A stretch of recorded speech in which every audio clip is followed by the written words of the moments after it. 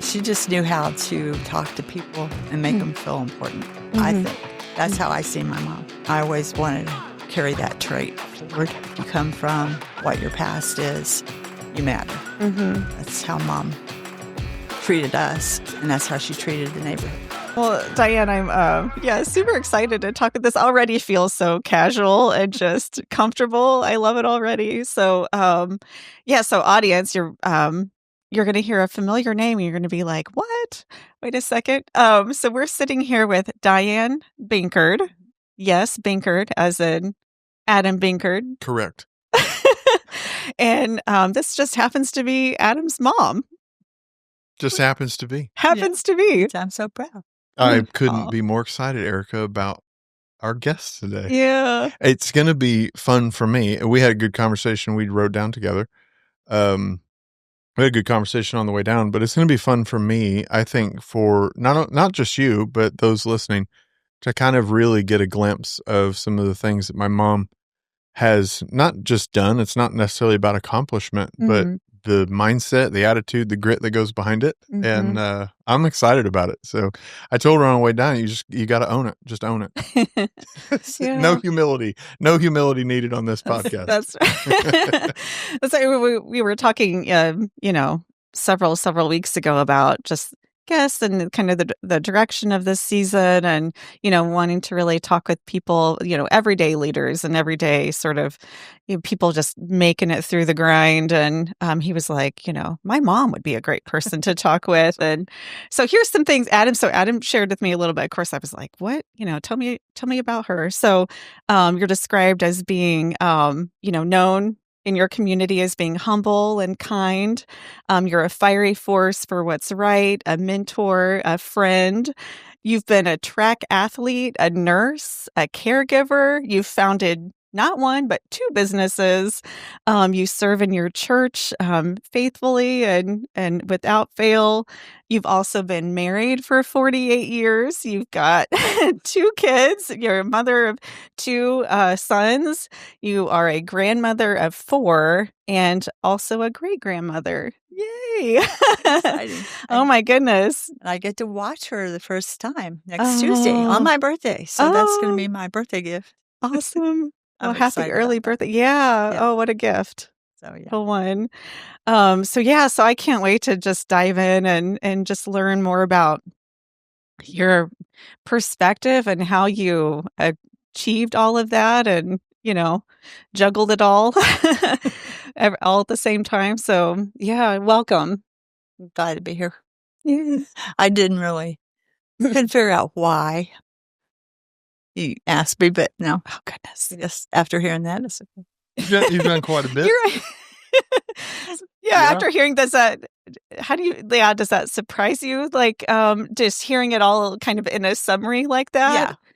Because you don't think about it. Life just goes, you just do, Yeah. enjoy doing what you're doing. Mm-hmm. And so, hearing it all like that, that's like. Yeah. I think in part, Erika, that's what we set out here for season 3 is to celebrate success that people don't call success. Because unless like we were talking, unless you've made it to the 20 under 20 or 30 under 30 or all those lists, right, that society calls success, you don't often pause to look back at the summary of your life and go, holy cow, like that's some good stuff in there. It's a lot of life. We'll get to dig in. Yeah. So tell us a little bit, who's Diane? How did you, tell us about your, how did you start? Like, what was your childhood like? I came from a very strict Christian hillbilly home, full of love. That's what I want to stress, full of love. Full of love. Lower class, very low class probably, I guess most people would say. But I don't think as a child I seen that until maybe I was older. Because we always had fun what we was doing. Mom made a point to make things fun. You have joy in what you're doing. Yeah. Whether it was our chores, our obligations, how we treated others. So, I came from a very loving home. Okay. Hillbillies, but. But and joy. You mentioned the word joy, which is, a little different from, I think joy to me is a deeper sort of feeling. It's those. It's different than happy. Exactly. You can be happy about something you're doing, but it's that inner joy or peace or, we're cool even if we ain't cool, type thing. Yeah, absolutely. Yeah, you mentioned you grew up in a Christian home.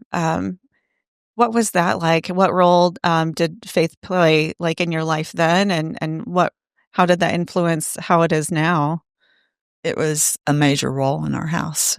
God got recognized on a regular basis, and it's how we set our life on how we make choices. It's how we were raised, that your choices have consequences. And that's how Mom raises, and she lived that before us, It wasn't like she talked it, she walked it, And my dad the same. My mom never worked outside the home because 9 kids. Oh, wow. Raising gardens, canning, sewing, making our clothes. She did all that stuff. Chickens, eggs, cows, milk, all of that. Mom did. Dad worked outside the home. He was our provider. And a good one. So our faith was, we never missed church.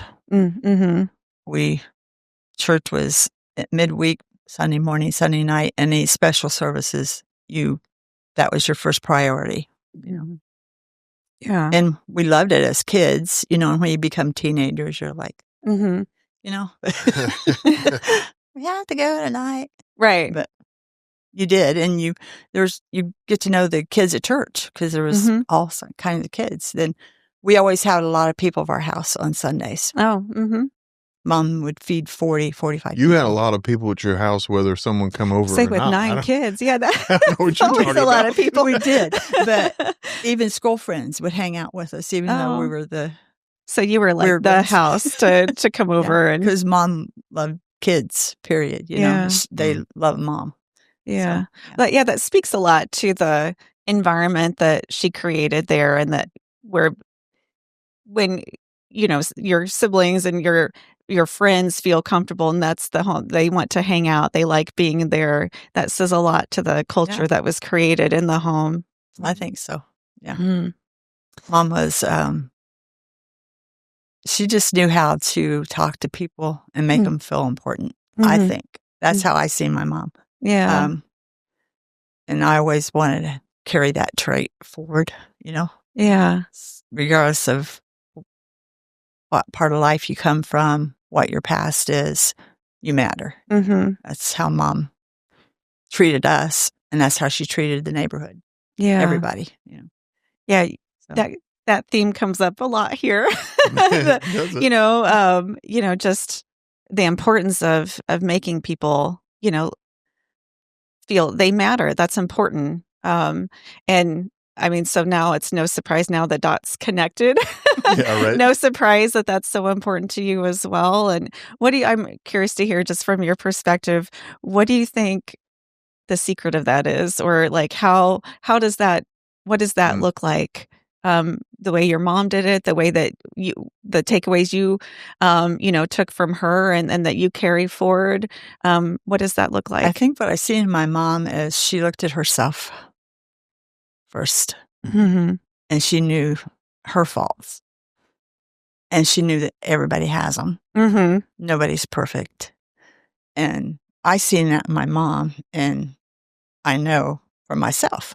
I always try to look inside. Not that I always handle it right, Yeah. But you look at yourself and realize, hey, look issues you have. Yeah. So nobody's indifferent. Everybody has their things. Some might be major and some might be minor. And that's how I see my mom, and that's what I wanted to pattern after, because my mom was very firm. And all the kids would come from school, and that the rules stayed the same. Oh, yeah. This is the rules in this house. You respect this house. You honor this house.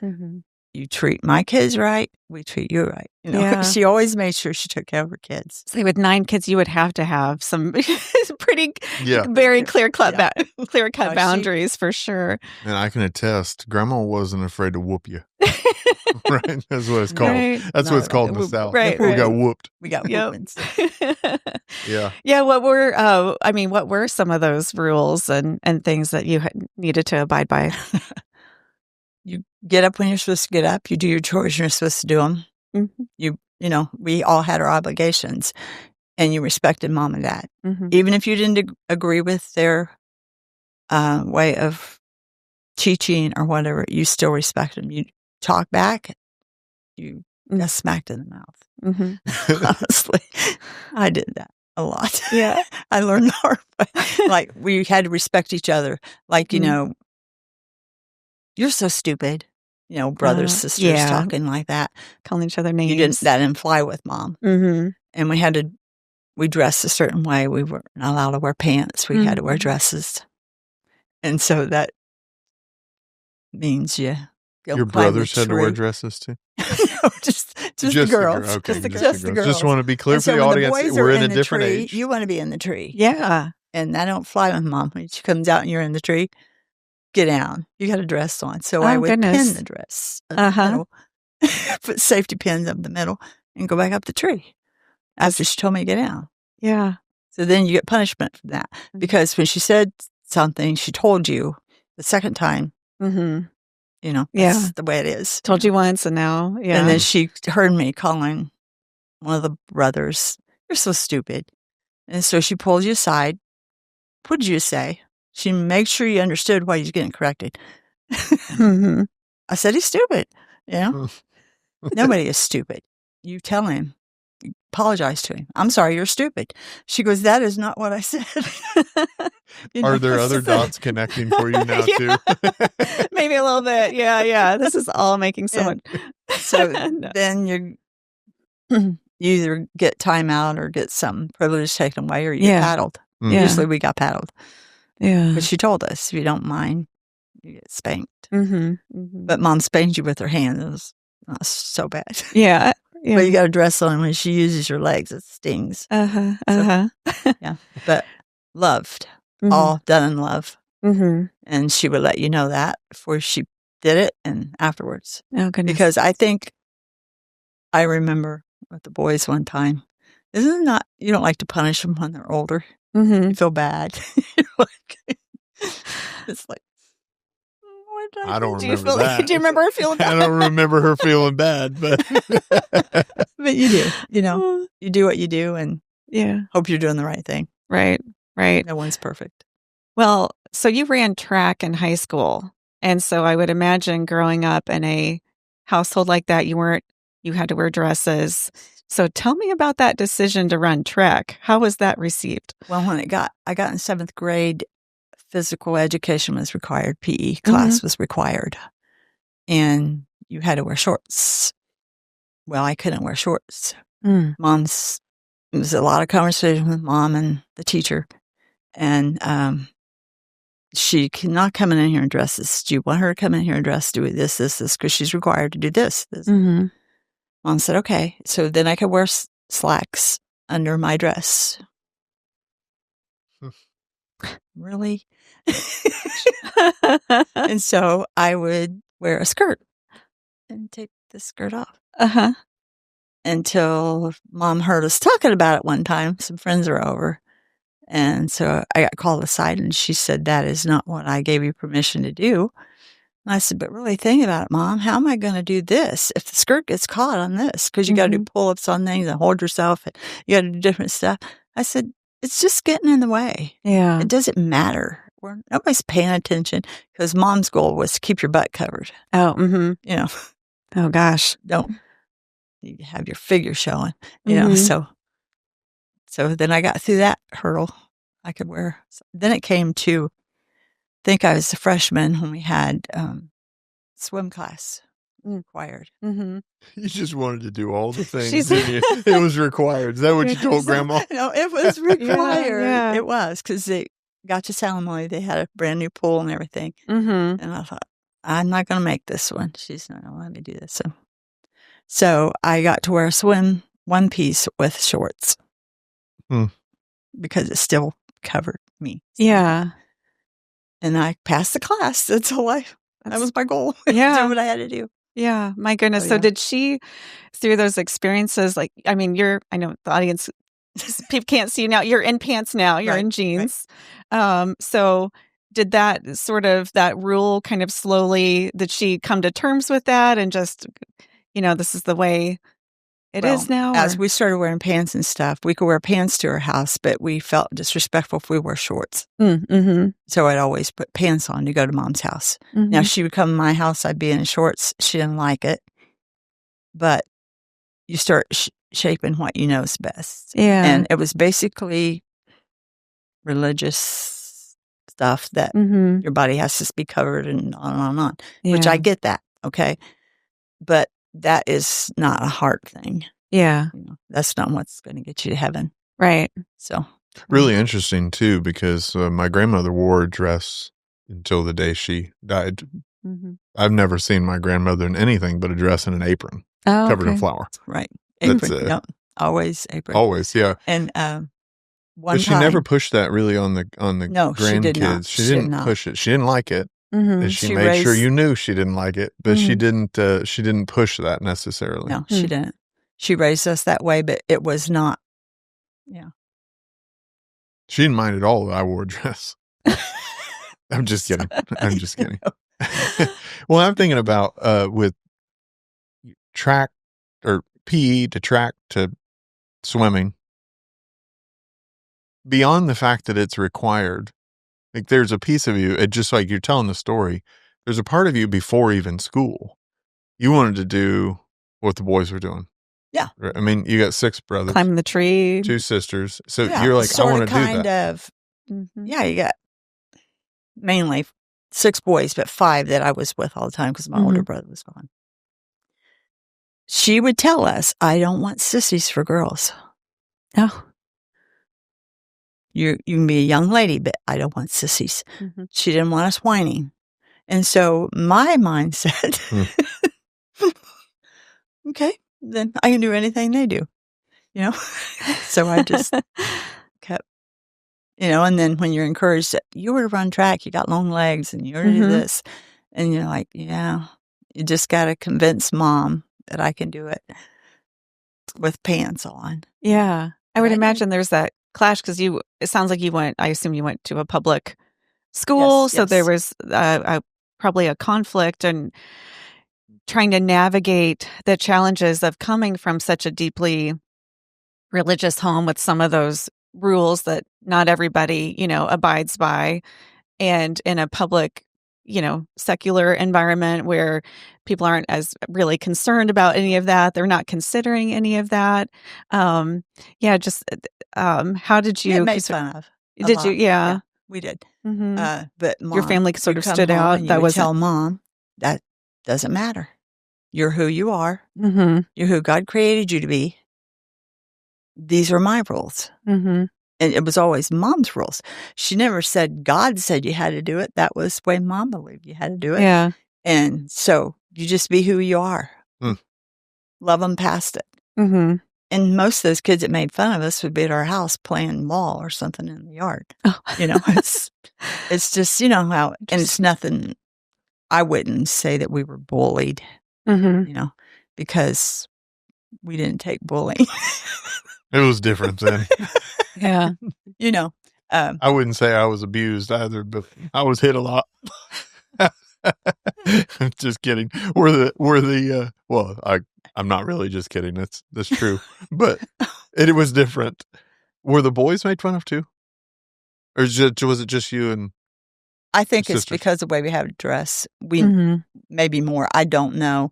Yeah. I know the boy, brothers can say things to you and it's no big deal. But if somebody else says something to you, they defend you. Yeah. They would stand up for us all the time. I mean, even if somebody's just picking on you, no, don't do that to my sister. They were protective. Typical. Yeah. Yeah. But we were roughhousers, I think. we're pretty tough. Sounds like it. I'd say that's I mean, a we fair weren't statement. mean tough, but with each other, Mom, we were active. Mm-hmm. You didn't, of course, you didn't have technology you have now and things you have now. Right. But we were outside doing stuff, Mm-hmm. you know. And so we was pretty good at kickball and dodgeball and all this stuff because that's what we did. Yeah.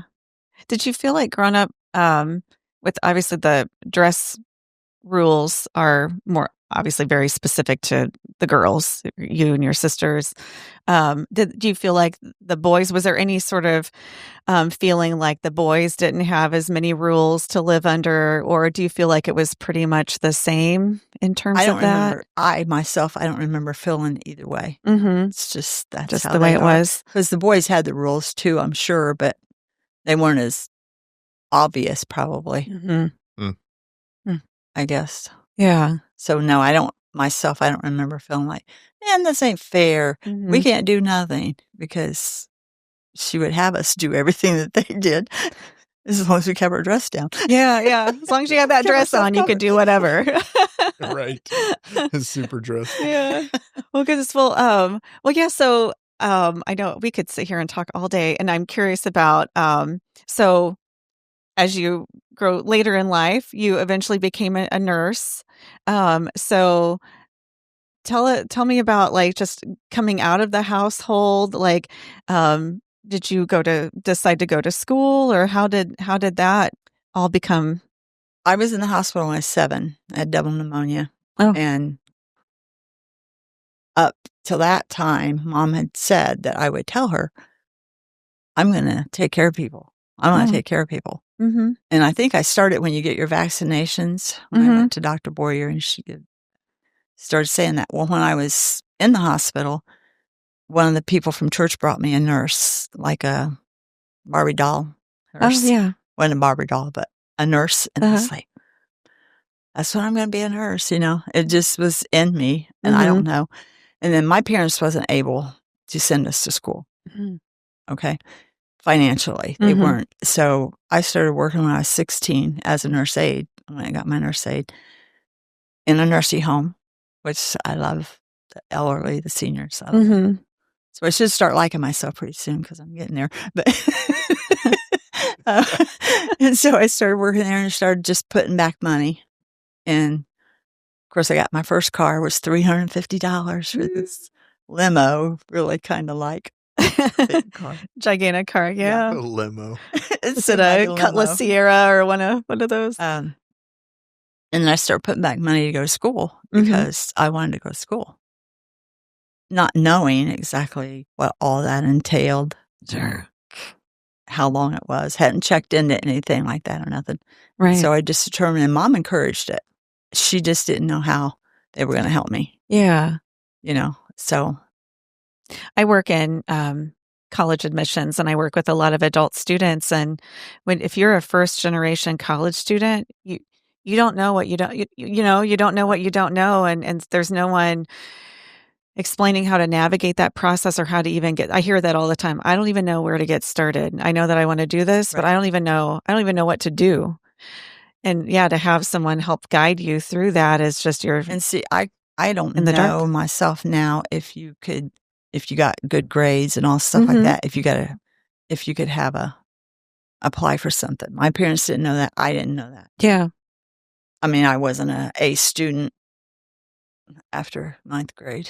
I was an ABC student. ABC student, because I was always wanting to do other things. Yeah.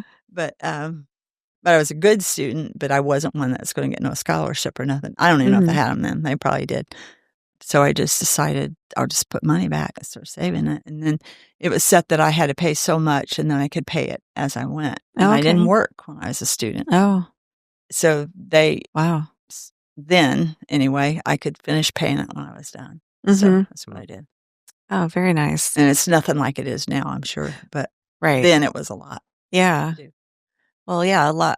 Even back then, I'm sure that was a huge sacrifice, financially, and even the tuition rates are a lot less than they are now. But yeah, I didn't feel like I was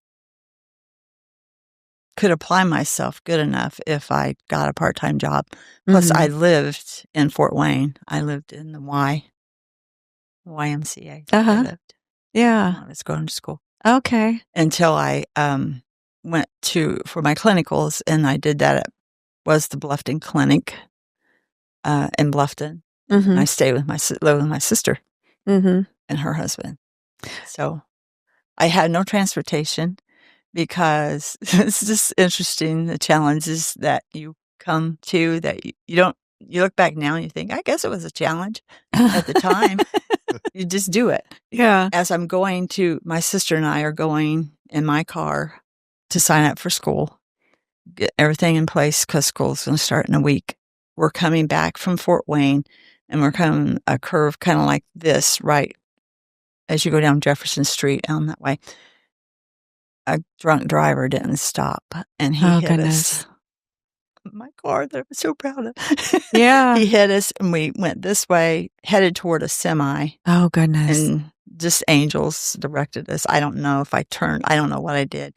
And I went like this, and when we got stopped, we were parked up against a gas station, the building.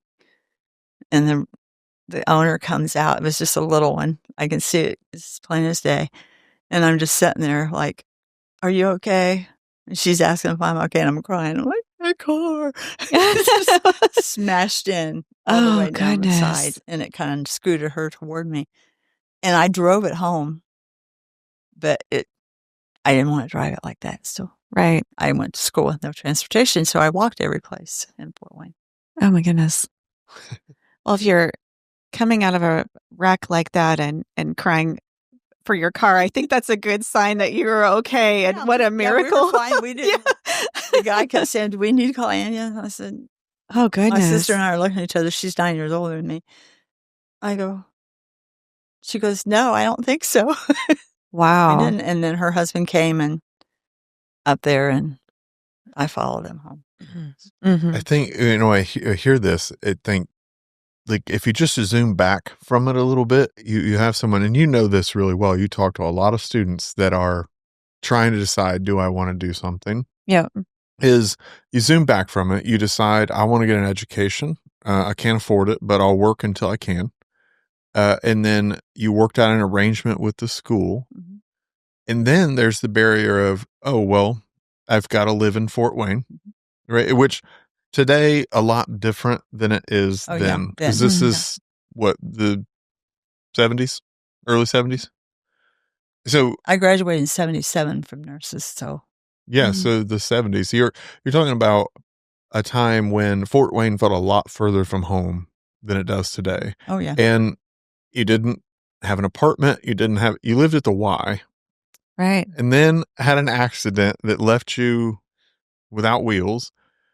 And you're like, no, I'm good. I'll just keep doing it. Like, there's something, and definitely want to make sure we get to the other stuff, but there's this building of that grit, that resilience. Yeah. It's just this piece from the beginning of, can't climb that tree in a dress? Watch me. I'll figure it out. Let me find some safety pins. Yeah. Right? Exactly. You're hearing that theme all for the way sure. through. I was just going to ask you, like, I mean, the obstacles that Adam just summarized, no transportation, unstable living, figuring that out, no money. Those are obstacles I hear every single day, all day long. And most people say that I can't do it. That's what I was going to say. What made you not quit? I don't remember ever feeling like, I don't think I'm going to do this. I don't remember ever feeling it's that. Too hard. If I do, I don't remember it. Mm-hmm. I think my mom taught me life is life. We don't like it. It hurts. It's disappointing. You keep plugging forward. Yeah. Set a goal and go. Instead of giving up, you just put one foot in front of the other and you just figure it out. Yeah, that seems like something that was just ingrained in you. Did you pass that? So. It sounds like you passed, at least from what I know. Adam, do you feel like you inherited some of that? Erika, you've had a front row seat. Yeah, I think that, challenges come. It's interesting. You just, because, me spending a little bit more time thinking about what's going on internally. Mm-hmm. I don't know that was a process. Does it sound like you were spending a lot of time in introspection, but that's kind of my nature. And recognizing in those moments when it feels impossible, I know for me, I have usually 24, no more than 48 hours, a little bit of sulking, a little bit of a sad sack, the why me's. And then it's like, all right, well, you're either going to sit here and be in this, or you're just going to do something about it. Yeah. And that something about it sometimes seems so unclear. But if I can just do this, then we can decide what's next. And I think, being able to, and it's not just my mom, but my dad as well. I mean, this is relentless. They're relentless and we'll just keep going. And to have that is invaluable, and what it's positioned or equipped me to do, and my brother as well. So, I think it shows up. How could it not, right? When I watched my parents, wrestle through things that were difficult, whether relationally or with our church community or loss of jobs or injuries. I mean, the list goes on, and you think, oh man, this one might get them. Yeah. And it just doesn't. Yeah. They just pull back in, figure out what do we have, what do we not have, and here's what we're going to do. And to watch that, my brother and I, over and over and over again, how could it not be a part of our mentality?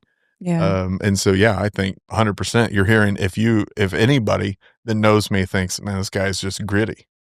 Well, now you know why. Yeah. Right? I mean, you're only hearing half the story, because that's, my dad's involved in that as well. Yeah, for sure. And I was thinking too, just, all the creativity and critical thinking to navigate those types of obstacles, and what a gift to be able to, I think it's even harder in this day and age to be able to navigate that because of, and I'm going to, social media. Like, I know we blame so many things on that, but you see the highlight reels of people's lives and successes, and it's and just even the distraction of it, and all the things that are that are going on, and everything feels like entertainment right now. Right. And you need time and space, being slow to save money and have that long-term plan. It's a long-term game. And right now I feel like we're swept up a lot of times in the short-term game. Well, if I can't do it now, I might as well just not do it. Microwave. Yeah, it's a microwave. Yeah, but this is like cooking a turkey in the oven. Like, it's going to take hours and a long time. And you were able to be able to, and I think that's such a good lesson for us to remember, that really good things, a life well lived, takes time. It's a long game. Yeah. That's a good message. Just because you haven't done it yet doesn't mean you won't do it. Yeah, that's really good. So you then, you became a nurse. I know this. You became a nurse, LPN specifically. Yeah. Where'd you go to school? Fort Wayne LPN school. As it was LPN school. So it was different then. It was Fort Wayne School of Practical Nursing. Yeah. It was specific to that particular license, which positioned you then to be a nurse. You became a nurse and worked. What did that look like? What's your nursing journey? Started working in OB4, delivering, where they deliver babies. That was kind of what I wanted to do at the time. Then I worked there for 2 or 3 years. Then I wanted to go back to geriatrics. So I went back to the nursing home.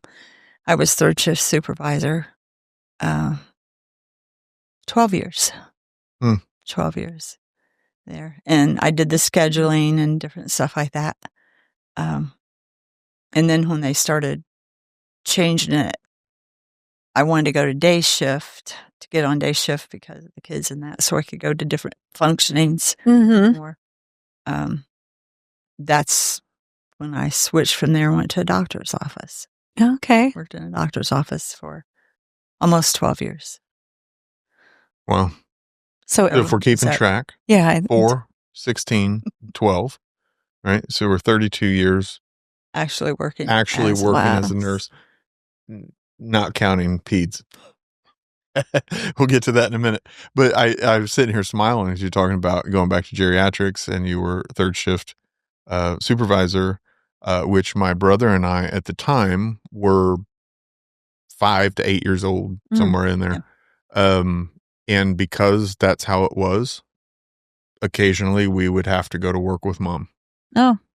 And so it wasn't uncommon, my parents both working 2 jobs, typically most of my childhood. Yeah.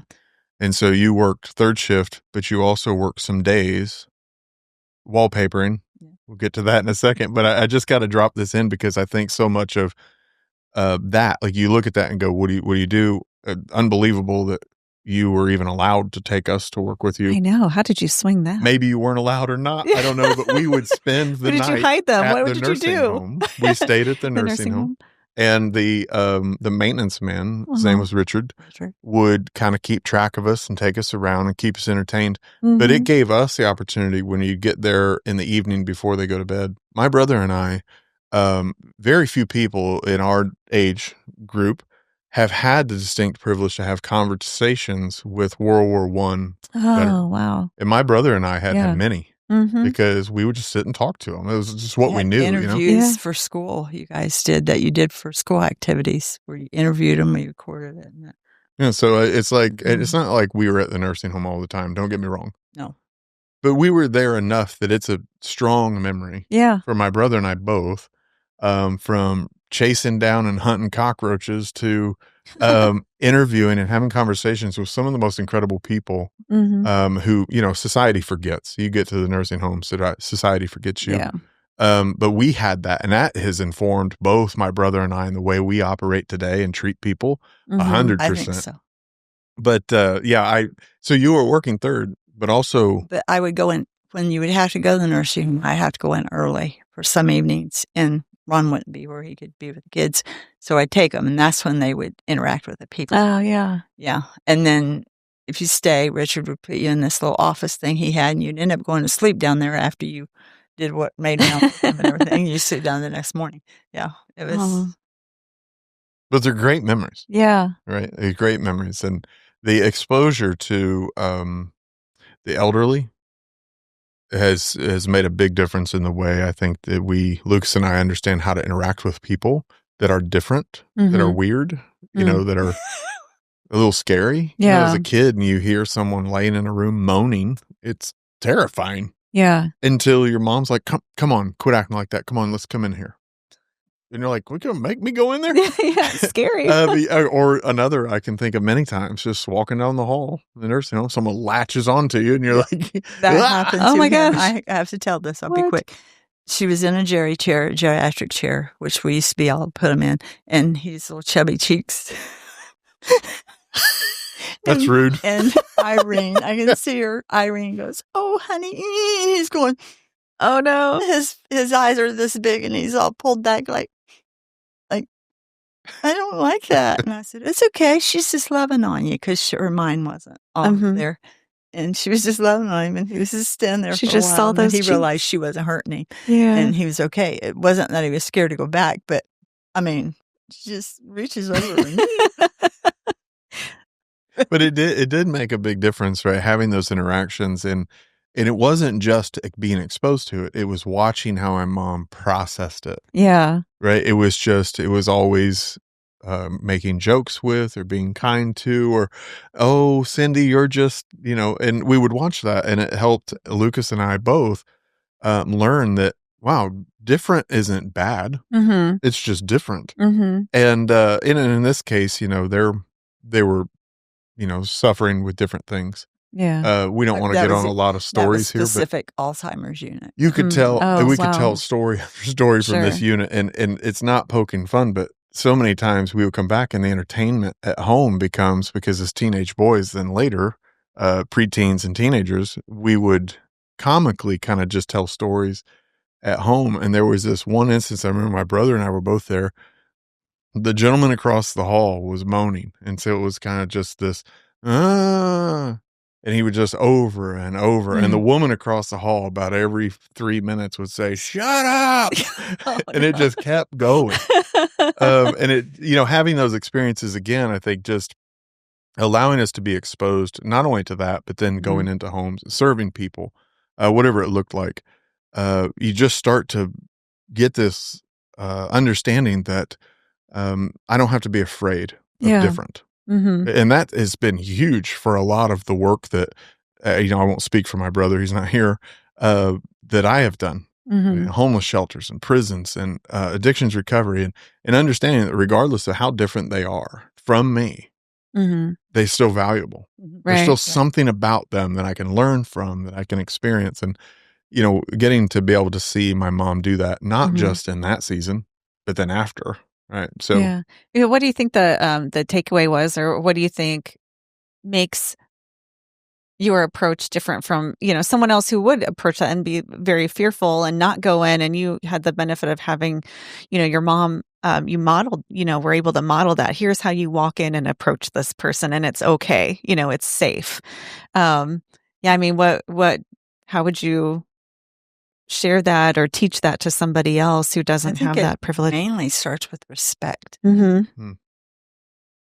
You just respect people for who they are. Yeah. I mean, no one is like you, so you respect them regardless of if they're little, crawling, and learning to live in a life that can tell you more than you will ever learn. Yeah. You respect that, and they matter. It's just... Yeah, I think I wouldn't have put it that way, but now that she said that, I think that's what we got to see is when my mom and my dad, but we saw mom in this context a lot, would treat someone with the utmost respect. And again, let me give a descriptor. And we're talking about someone she's feeding them. They're enjoying their dinner. It's running down their face, right? They're drooling. They're slumped over. This is things that's terrifying to a kid. You don't understand this. Right. But to watch my mom treat people with dignity and respect, and to watch that person's response to it, even knowing that individual is mostly somewhere else in their head. Yeah. You can see still in their eyes that they feel like they matter. You can't articulate that as a kid, but I think there's a moment now where I recognize when I'm speaking with someone, I see that in their eyes. Yeah. And that's an indication that I'm treating them with dignity and respect. And I wouldn't have put it in those terms, but it really is respect. And it's unbelievable. I wish everybody could see that, could watch what I was able to watch for years, because you will approach people differently. And if we need anything in today's society, it's that. Yeah. Right. It may not be elderly folks, but there's a lot of people living lifestyles and different things that everyone disagrees with on both sides. But to be able to sit down with both dignity and respect and say, you're a human being, it's a powerful thing. So super grateful for that. Not only that, but what you've taught me without knowing you taught me about how to be an entrepreneur, how to just do it, just figure it out. You never would have said that, but you figured it out. So let's talk wallpapering. Yeah. Why okay. not? Nursing, wallpaper. Those are not similar things. Not at all. I like the fact that you get it done, and you can't tell it's pieces. Oh, It's like a challenge. Oh, I know that's crazy. Obsessive compulsive. that is interesting, right? It's because when my mom wallpapered our house, she wasn't a wallpaper, but she papered. And Yeah. it used to overlap. Oh, Okay. And then it got to where it's got to match. You got to match this to that. And it's got to. Yeah. And I took that on as a challenge. And so I just started doing it. It's kind of neat. You get done, you can't tell you had all these pieces in it. And I don't know. And it was doing something rather than, I'm not a person to be behind a desk. I'm not against that, but that's not me. I got to be doing something, it seems like. And so I started doing that, and it just word of mouth. Everything I've done is word of mouth. So you got really good at it, and then people were like, she's, And I worked underneath the painter for a while. I subcontracted under Mike Campbell, painter. And he would say, hey, I know a good wallpaper job, and get it. And and I did the condos and all that. It just kind of went from there. This one would here, and then I got individual homes, and I did the convenience store in Upland. I don't know if you knew that or not, but I did Dr. Dryman's office. I did Dr. Dryman's office in Portland, and Dad and I was talking about that, the challenge of that. I had to remove the paper, and it was the old yucky paste, and we started taking it off, and it was just awful. And Dad's helping me, and I'm like, what am I going to do? I got to make this look good. And it was leaving blobs of dried paste. So we sanded. Oh, yeah. That helped me. We sanded it down. Oh, goodness. And papered it. You couldn't tell anything was wrong. So I was pretty proud of that. Yeah. job. Are you a perfectionist? Yeah. Because this sounds like something that would be perfect for a perfectionist. You sand it so it's so smooth. I don't know. That's interesting. I've never actually thought that, but it may be.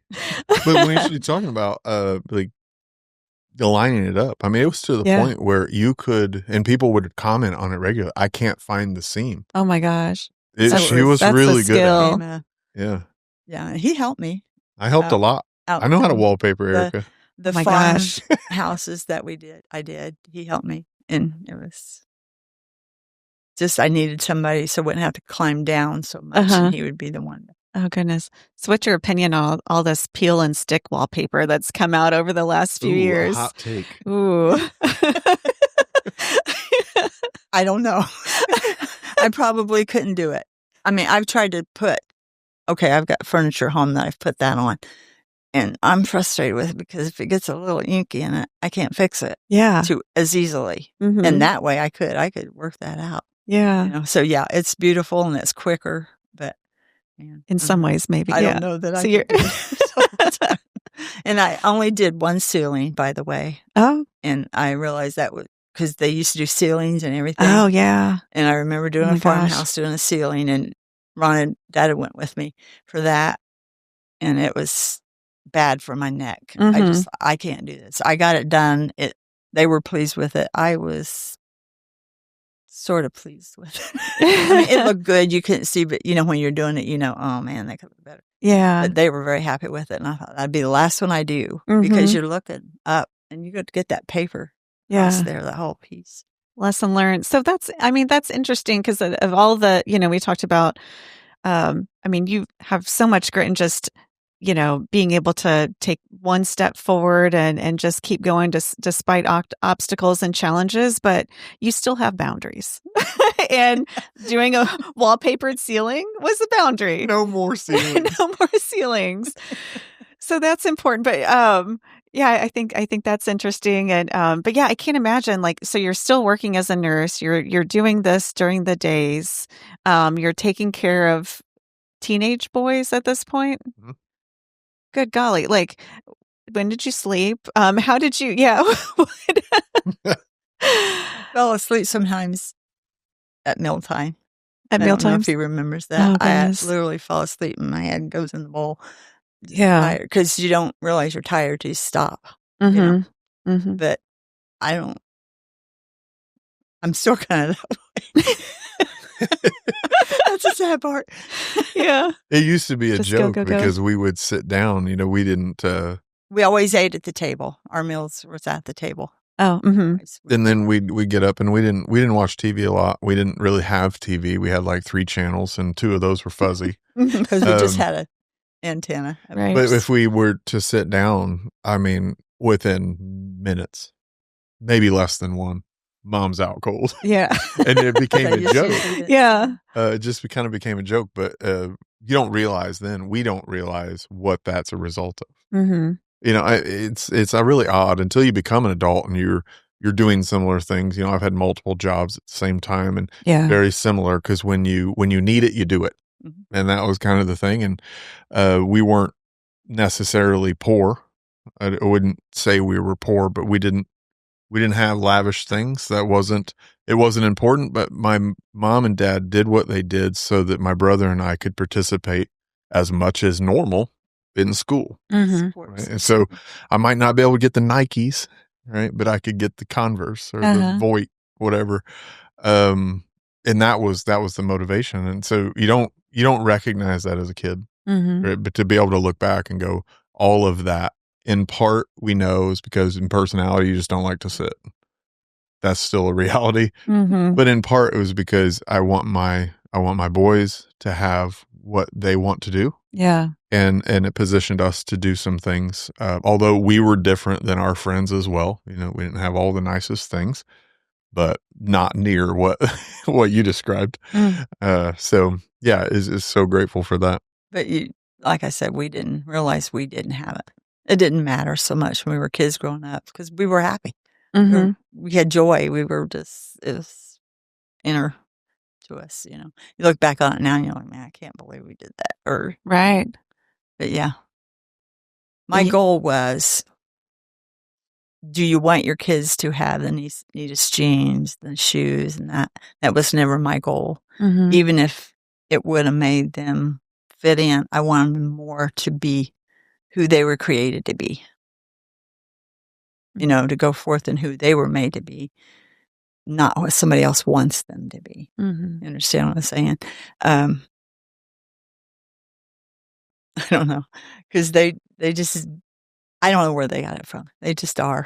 They're good boys. Yeah. Good men. Yeah, I was going to ask you. Whatever. I'm chubby too, so whatever. I don't know. I do have jolly cheeks. We all know it. We're all watching the video. Let's put it this way. I wasn't the gardener.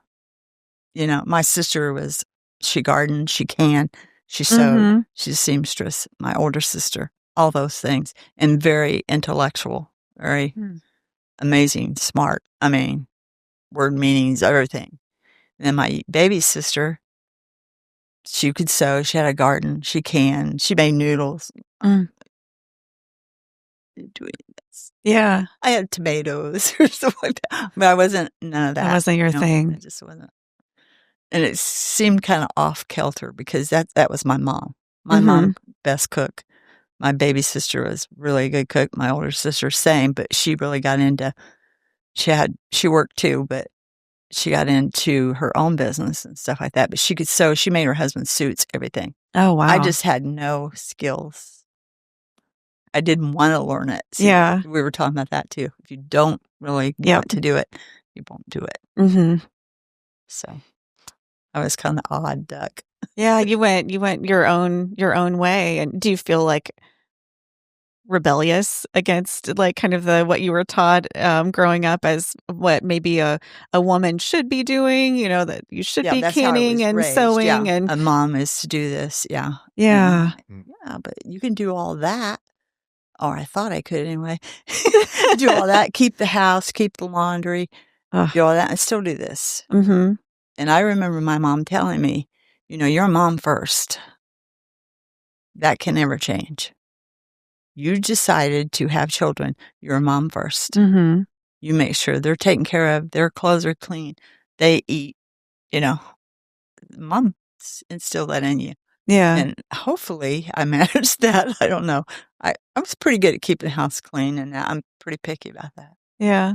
I mean, really well. I know we want to get to the nonprofit stuff, yeah. but it's worth saying, really well. Of all the things that my mom did, what we guaranteed is there was dinner every night. We weren't eating box food. That was not a part of our childhood. Number one, we probably couldn't afford it. But two, mom cooked every night. I don't know how she did it. Like, being an adult, I don't get it. I really don't get it because we don't do that, and we've never been able to do that. Yeah. But every night we ate at the table together as a family. It was late. We always ate late, but we always ate as a family, and it was something that mom made, and our house, her house, is spotless and always has been. And anyone that goes there consistently will attest to that. It really is incredible. Like, how do you do that? I don't know, but it's worth saying. She's right. She didn't miss. It's crazy. It's wild. Doesn't mean everything was right. No. We've had a lot of discussions about that and challenges that we had. I've shared a little bit of my story, but my mom and dad didn't miss. Yeah. I don't know how they did it. We didn't it's always unbelievable. make the best decisions, which you look back on. Why did we do that? But I don't think there's a parent out there, if they really are on the right path, that says, "Wow, man, I could have did that different." Yeah. But I saw It's a learning experience. Oh, yeah. Parenting is rough. You're just figuring it out. I have 2 teenagers, so I totally get it. Yeah, I saw an internet, like a graphic kind of thing recently. I forget who posted it originally, but it was just showing like consistency, and it showed like a row of equally half-filled glasses. There were like half a dozen or so in a nice, neat little row, and they all had the same amount of liquid in them. And it's like, okay, this is what people think consistency is like, but really it looks more like this. And the second row was the same number of glasses, but some were filled, some were like a little lower. They were all different. But the point is, you keep showing up. Right. And consistency doesn't always look like, right. dinner is steak and potatoes and peas and a roll and every single day at 6 o'clock every single day. Right. Sometimes it looks like a half-baked grilled cheese at chip beef gravy 45 chip beef gravy. One of my favorites. Come to find out later, that entire meal was 69 cents. I thought it was like hors d'oeuvre. Gourmet. Toast and chip beef gravy. Yeah. Chip beef gravy.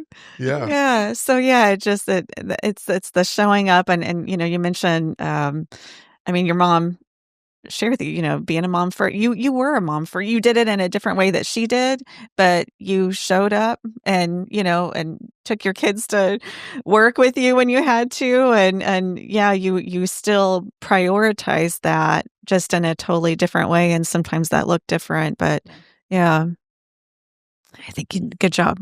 Good job, honestly.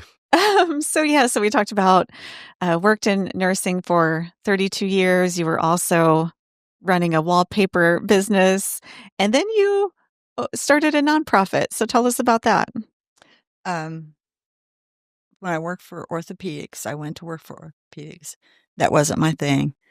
And I would see people that need transportation to the doctor, to their therapy. And I thought, maybe that's what I can do. So I chose to tackle that one, and I did. Mm-hmm.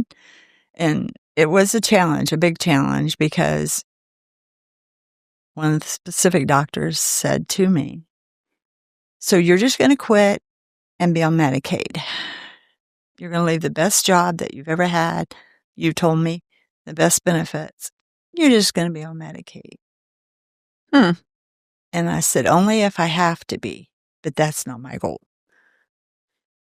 Because I was going to do nonprofit. We worked for donation basis for 6 years. How old were you when you started? You gave me 14 cents. That was your donation. If you gave me $30, which very seldom happened, until I had to say, I have to make $30 to take you to Indy, Fort Wayne, Muncie, Kokomo, wherever I'm taking you.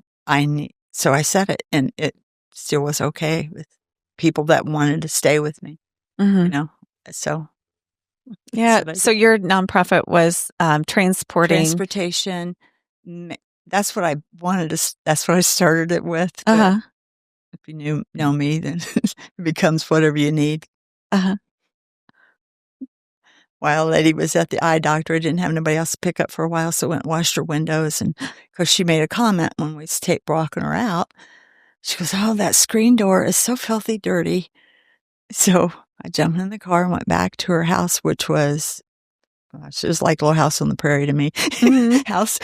And I cleaned her windows so that I could clean on the outside. While she was at the eye doctor. And didn't say a word to her. Oh, and goodness. And she calls me later. Did you wash my windows? I could see out my screen door. Or made mashed potatoes for somebody in a break time because she'd been hungry for mashed potatoes, and that's all she could have was. So it became do whatever people want, whatever makes their day type thing. But I did transportation at the same time through the whole thing. Yeah. And that was a challenge for me because I think I'm directionally challenged. I'm not really sure. And you didn't have GPS. There's no GPS. And so, oh, no. But I don't remember ever feeling afraid or concerned that, oh, gosh, are we going to get where we're going? We got there on time. It all worked out. I just didn't know where I was going a lot of times. but figured it out. I know a general vicinity, and then the doctor's office, for instance, that's transferred somebody here. We need them to go here. They got to be there at this time. Mm-hmm. Get them there. You have any way of telling me how to get there? If you go this way, that way. Well, one time the lady did put in GPS on her computer, the nurse or the receptionist. It took me through the housing directions, and then after we get there, I'm like, dang, I could have went down there in that road and came around. And that's how we came out. So, you just let's figure it out. Figure it out. Yeah. It's the story of your life. How old were you when you started Agape Light? 2012.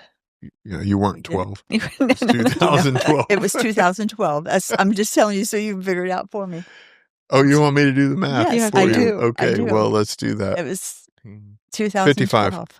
Oh. So, We did it for 6 55 years old, you reinvent yourself again against conventional wisdom. Even the doctor, as arrogant and whatever as that was to say, against conventional wisdom, you said, I'm going to do it anyway. Why? Because it was something I wanted to do and I thought I would be good at. It's a safety pinning your dress all over again. Right. It is. She wanted to do it. It all goes back to the safety pins. I'll never look at a safety pin the same again. Well, I think one thing that you said, Mom, is We're as tall as I am. That was a lot of safety pins. That's a lot. Those dresses were You never are kept- tall. Yeah. Something you said I want to make sure we highlight before we wrap up is you talked about this idea of, I think it's exceptional service, right? You said the way that you talk about it is I would just do what they want, but that's not what you were doing. People weren't dictating what you do. You attuned yourself to listen to a need and filled a need they didn't ask you to fill. And there's that, seeing that growing up has informed the way that, again, my brother and I treat people. We're listening differently.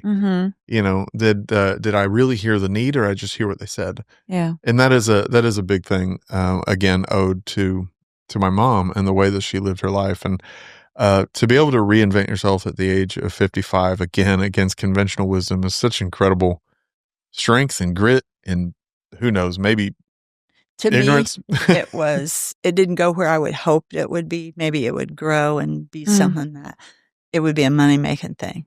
At one point, I thought that. Not at the beginning. And then I thought, no, I'm not about that. It's not.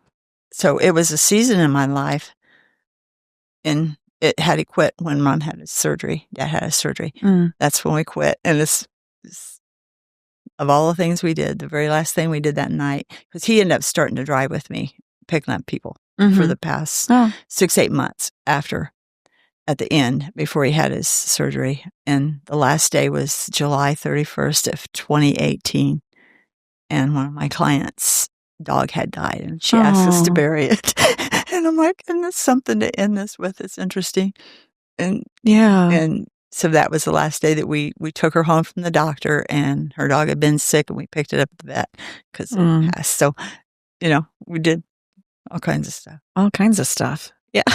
Okay. All kinds. But Yeah, I wouldn't change it for nothing. Yeah. Yeah. And during that time, so, was that your livelihood? Like during that time, were you still wallpapering as well? Or did you consider that like your full-time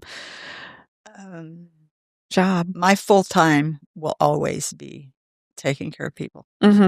Whatever that looks like. Yeah. It'll be that until I can't do it no more. Yeah. So that was my livelihood because I enjoyed it. I had fun talking to them. Sometimes they would upset me, and I would have to get firm with them. Like don't smoke in my car. Right. Stop on 69. We're not going no further. You quit vaping. Oh yeah. Gross. She literally got out of the car, but it all worked out. She got back in, and we got her to her appointment. Her husband and her.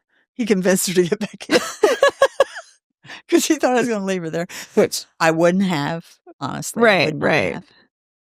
But I don't know that I would have got her there on time if she hadn't decided to. Oh, goodness. So, still firm and bossy and whatever, I guess. Yeah, and what a way to love people, though. And I think that's another common thread that I'm picking up just through your life is just being authentic with people. And you had a boundary in your car. Let's not smoke in the car. I'll take you to your appointment, but let's not do that. And just yeah, they knew all that. Yeah. I would meet every person I had. I would go meet them in person, just kind of get to know them a little bit, Mm-hmm. or I would take them any place. Yeah.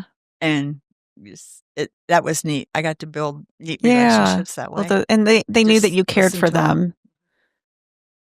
If you were to, we'll wrap on this. If you were to be able to talk to your younger self, what would you tell her?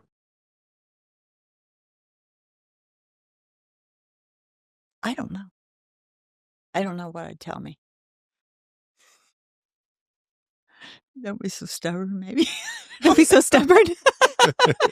I don't know. Really. Is there anything you would change? I'm okay. Something I would still like to do to this day. I mean, this don't mean I'm going to do it. I would love to be someone who works with health caregivers to encourage them to love, care, make it evident. That's what I want to do. That's where my heart's been now for about 2 years. How can I do that? Because I don't have that degree or that it takes to get in that position. But how can I get in a place where, and I don't even care if I get paid for it eventually. I mean, I'm thinking, I do now, but and I'm thinking, why couldn't I do something like that? That just go in there and let them know, hey, your job is important, but they're important. First of all, not how you feel today. It's what they need. Yeah. That's what I want to do. And it's driving me crazy, actually, wanting to do that so bad. Yeah. Because I want everybody, when they go out of the world, to know that they matter to that last breath. Oh. And that is what I grew up with. Yeah. 69 years old this week and got another business birthing in her heart. Unbelievable. I can't thank you enough, Mom, for doing this. I know it made you nervous, but you bring so much value, and I'm so happy that we're able to have this conversation so people get to see, like, this is it. This is why Lucas and I are the way we are. Good, bad, and ugly. A little stubborn too, maybe. But, thank you. Not so good attributes of me too, but well, it all comes out in the wash. Exactly. Erika, thank you for leading a great conversation. I'm so glad thank you. It was fun. Yeah, likewise. Thank you. All right. With that, it's a wrap.